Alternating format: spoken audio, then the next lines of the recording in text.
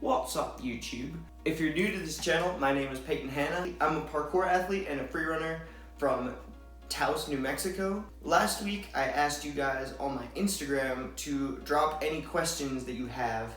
So here, I present to you my first YouTube Q&A. I've seen a lot of YouTubers do these. I really like them. I really like answering questions, so it's perfect. I've got my questions here. I've got my stuffed fox. This is Evie. Say hello, Evie. I've got my water. We're ready to go. Let's just jump right in. First question comes from Angel. Angel asks, what's an AMA? Good question. Ask me anything. Joseph asks, does your sight ever discourage you from training? If it does, how do you remind yourself to keep moving? Also, I love you. Do you love me? Honey, I love you, but we can never be together. Honestly, no. For those of you who don't know, I am legally blind. It's considered a disability. My depth perception is really poor. I can't see too far in front of me. My vision is 2200, if that means anything to you. I have a lot of difficulty judging distances, and it's hard for me to make out the edges of shapes. So, as you might imagine, it makes it harder to free run. But, honestly, no. I've never been discouraged from training because of my sight. I've had the same sight for all of my life, so I've learned to just train with it, so it doesn't affect me that much. Yeah, I definitely lose motivation for plenty of other reasons, and it really helps to have friends who train, so I never have to feel like training is a chore, and there's always an abundance of parkour to be done. Also, I have a few other passions, like playing music and playing video games that help me decompress from parkour when I feel like I need a break. Seth asks, how is quarantine affecting you? Has your state been strict, restricting, or does it have little impact on you? How have you been doing during quarantine? I imagine you've been productive. Hey Seth, what's up, man? It's been a long time. You asked two really great questions, and I'm really happy that you contributed to the first ever Q&A. Thank you very much. I hope you're doing well too. I actually spent the first part of quarantine in Massachusetts because I moved there for a few months with my band to just play some music. That's when the whole pandemic hit, so we didn't end up playing too much music because all the bars closed. But Massachusetts was locked down comparatively harder than New Mexico. I have been pretty productive. I'm a pretty productive person. I really like doing things. I get pretty antsy if I sit for too long without creating something or moving or using my body and mind. I've been as productive as possible, but I think just like everyone, life has taken some pretty serious ups and downs lately. So I've definitely had days where I don't want to get out of bed, or I don't want to do anything, or I just play video games all day and sit around. So it's been kind of a all or nothing situation. But I've definitely been trying my best to be my best as the whole world changes, and I feel like there's a lot of good growth opportunities through these challenges. I hope this ends soon. I hope I see you soon. Thank you, Seth. What is your favorite thing about doing parkour? I know there are probably a lot. And what is your favorite thing to train? That's a good question. Because of my sight and because of my sight, I have difficulty sometimes gauging distances and judging the timing of my landing, so I'll overshoot or undershoot jumps and drops a lot of the time. Because of that, I've definitely leaned more towards flips and acrobatic movement. At least for me, it's easier to internalize the rhythms and the timing of flips and flip-based movements. And there is spotting required, but if you know where you are in relation to the ground, at least for me, I can complete these movements fairly easily. So I tend to do a lot of flips. I really enjoy twisting. It's definitely my favorite thing to train. Been getting back into doing double twists, which has been a lot of fun. But I love myself a good Kong Pre as well, so it just depends on the day and it depends what I'm doing, but I like flips, I like twisting, and I like Kong Pre's. Those are probably my favorite three things about doing parkour. Next question comes from Harry, all the way from Australia, and he says, my question is, why are your skills so f***ing dank? Thanks, man. I appreciate that. I don't know how dank my skills are, but I really just love to train, and I think that's the key to I feel like the key to any long-lasting skill is that if you enjoy the process, then it's never gonna feel like work, and you're just gonna enjoy it, and it'll kind of become a self-perpetuating fun machine. I just train what makes me the happiest, and I try to train that consistently and intentionally. I do other supplemental training for parkour, like weightlifting, running, and swimming before the pandemic happened. But that's more for my health, just because I enjoy being healthy and being active. I don't know if I necessarily do those things for parkour. The best way to get good at parkour is just to do a lot of parkour and do it consistently and intentionally and have fun doing it. And if you do anything like that, you'll get good at it. Harry also asks, my other question is, when are you moving to Australia? I was really hoping to go to the 2020 Australian tricking gathering because I saw one of Zen Kajihara's videos and it looks like so much fun, and I really want to start engaging more with the tricking community because I've been doing tricking lately and it's so much fun. I enjoy it so much, and I would really like to start going to tricking events. That one was first on my list, but the pandemic happened. I probably will not be coming to Australia in the near future, but plans are in the works for a visit to Japan in 2021, and if I fly over to that part of the world, I'm definitely making a stop down under, and I'm coming to see you, buddy. Thanks for the questions. Aiden asks, would you attempt to continue parkour if you lost a limb? And do you think you would be where you are in your life if you had normal sight? I would definitely continue parkour if I lost a limb or multiple limbs, to the best of my ability, of course. In regards to my eyesight, no. I don't think I would be where I am in my life if I had normal vision, or different vision. I think my visual disability has led me to a lot of experiences in my life that I wouldn't have had otherwise, and those experiences have kind of guided me to where I am today and to be able to do what I do. So you could say that my lack of sight has given me a lot of vision in my life. I'm very grateful that I am where I am, and I attribute a lot of that to how my vision is. So thank you, Aiden. Thanks for the questions. Okay, our next question comes to us from James the Gunch himself. He asks, where is your favorite place that you visited? Hey James, what's up? I hope you're doing well. Quarantine is crazy. Hope Colorado's doing okay. That's a tough one because everywhere I've traveled, I've had a great time. I've had amazing trips all over the world. My top 3 places that I visited that I feel most personally impacted me were Iceland. If you ever get the chance to go to Iceland, take it. Seattle, Washington, just a beautiful city. I like it very much. It's just got a vibe and a smell, and I like being near the water, and the buildings are cool, and whatever. And Liverpool, England. I went there for Airborne Pro Jam in like 2018, and it was a great time. Everyone there is so nice. It was so great. Airborne Academy is amazing. Shout out to Ryan Doyle for hosting me and just hanging out the whole week, and it was amazing. And the training was amazing as well. In terms of actual parkour locations, if you're looking for places to train, I would definitely recommend Seattle, Denver, and Portland. Those are 3 of the best training cities I've ever been to. Thanks, James.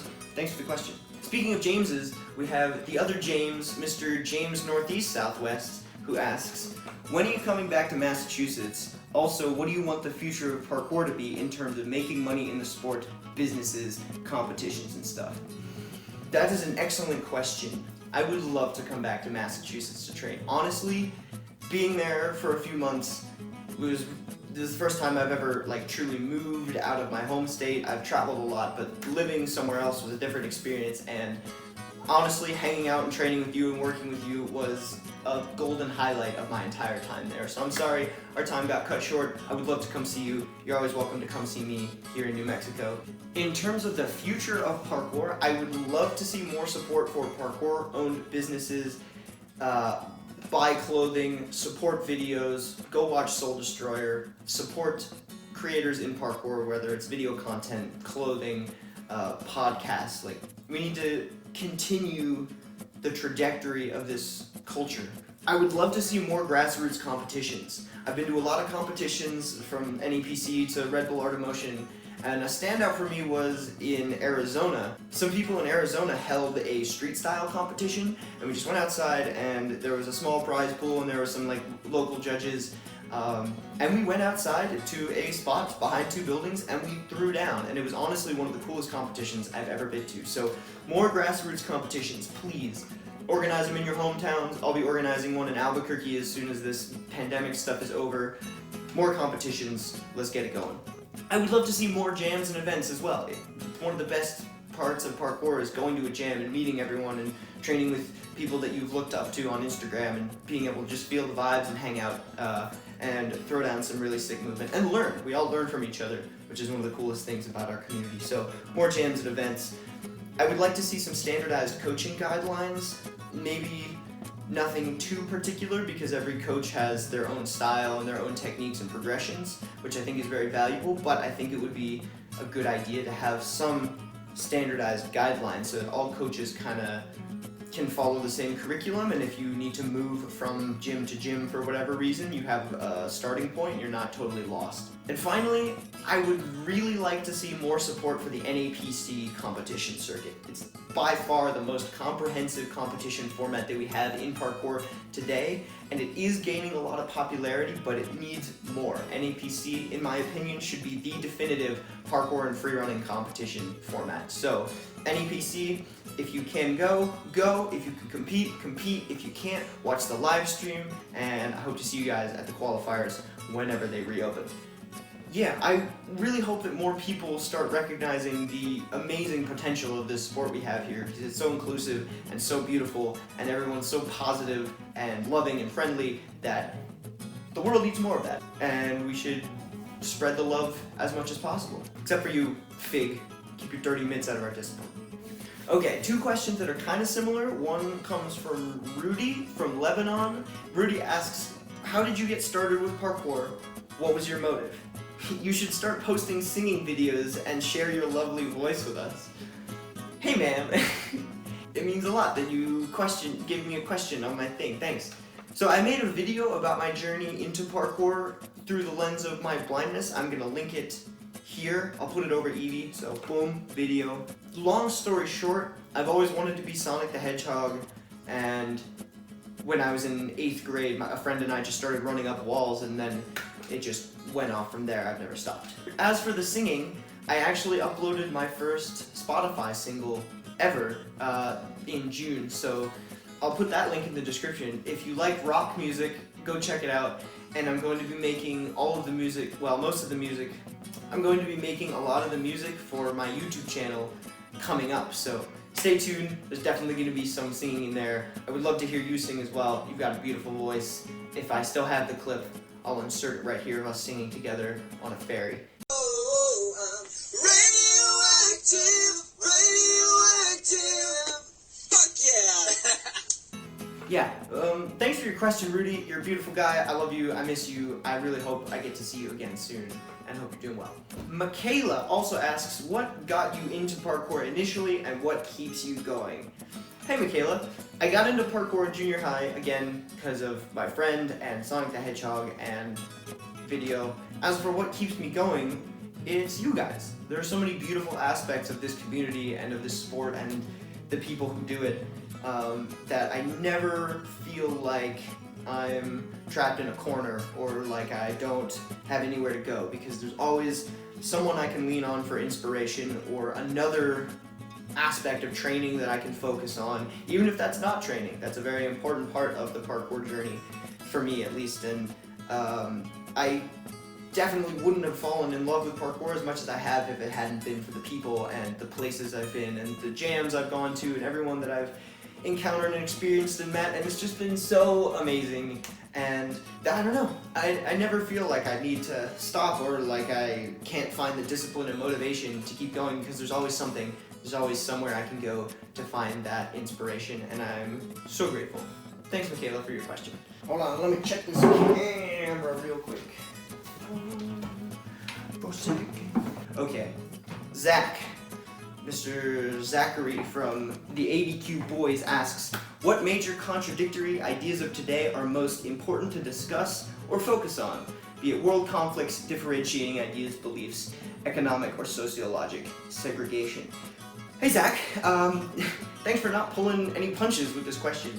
There's a lot in this. I personally feel like the biggest issue facing our country right now, the biggest two issues are the wealth disparity, the wealth gap between the working class and the wealthy class, and big money in politics. I think if a lot of the 1%ers' wealth was redistributed, we'd have more money to fund education, we'd have more money to fund social work and mental health programs, things that are just going to help people's lives all across the country. And if our elected officials are supposed to represent the will of the people, then I don't know if there's too much room for vested corporate interests to buy candidates and buy politicians. Yeah, power to the people. As a side note, I feel like everyone could be nicer to each other. Okay, Abby asks, do you have any cool roommates? So, since I got back from Massachusetts, I've been living with my host family, I guess. So, my housemates are Bill, Lisa, Caleb, Abby, Everett, Sammy, Sarah Beth, Gigi, Snowbell, and CJ. Jesse asks, when are you coming back to Arizona? Hey man, Jesse was the one I mentioned who started the street style competition a couple years ago. That was a lot of fun, great event. I really hope to see you put on more of those. And I was hoping to come to Arizona later this year, honestly. I was planning a workshop circuit of the Southwest, but due to the coronavirus, oh, no, can't say that word on YouTube. Due to the Voldemort pandemic, I am no longer able to come. But I really hope to be there soon. I hope to see you, I hope to see Seth, I hope to see everybody, and let's throw down. Okay.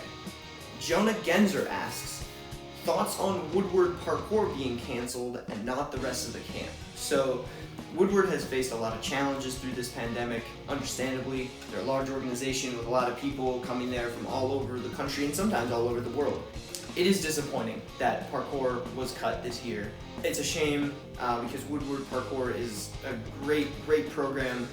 However, it is the new kid on the block in terms of programs at Woodward, so it makes sense that Parkour was one of the ones that had to be cut this year. I know the Woodward staff is working as hard as possible to mitigate the effects of this pandemic and make sure everyone's safe. And I absolutely believe in the directors, Marlon and Henry. I absolutely believe in the Parkour directors, and I know that they're going to be doing everything in their power to make sure Parkour comes back strong next year, and it's going to be the best year that Woodward's ever had. So, on the one hand, it's disappointing, but on the other hand, train hard, look forward to next year, and it's going to be sick. So, don't get too discouraged. Another Woodward question, Sophie asks, will you be going to Woodward again next year? Absolutely. Coaching at Woodward was one of the best experiences in my adult life, one of the highlights of my parkour travels and my parkour career. Shout out to all the kids that I coached and all the kids in my cabin. You guys were so cool and so much fun to hang out with. I just really hope sincerely that I see each and every one of you guys there next year. I would love to come back and coach. I'm going to do everything in my power to make that happen. You guys should root for me, put in a good word, and I hope to have the honor of coaching all you guys again. So, see you soon. Our next two questions come from Sammy, and she asks, why are you so evil, and how do you fuel your evilness? Well, let me tell you, lots of running, lots of coffee, and a dash of Minecraft. Our last question comes from the homie, Mr. Ryan Hughes, and he asks, what are 3 of your most deeply held values? There are a lot of values and standards that I try to hold myself to and continue to push myself to be a better person and a better friend and a better mentor and a better brother. But if I had to choose 3, I would say that honesty, humility, and just trying to live and enjoy your life as much as you possibly can are 3 very important things to me. If you're honest with other people as well as yourself, it just makes things a whole lot easier, and you know where you stand on everything. You don't have to change your footwork to get around obstacles in life. It's just straightforward, easiest path, A to B. I can't really explain why humility is important to me. I just feel like it's a little more truthful to try and live your life as humbly as possible. Yeah, man, I don't know. I can't explain it. Just be humble. I want to be humble. It seems like, I don't know, be humble. Live life humbly. And then living life to the fullest extent is pretty self-explanatory, because we only get one life, as far as I know. There are so many beautiful, amazing, wonderful things to experience about this life and this world, and I feel like I would be amiss if I looked back on my time here on this earth and saw that I didn't enjoy every second of it because of something that's going on. If you live your life and try to find the good in everything, try to find the positives, I think you're going to live a much more fulfilled life, and you're going to enjoy a lot more of what the world and people have to offer, and that's something that's very important to me. Thank you guys so much for your questions.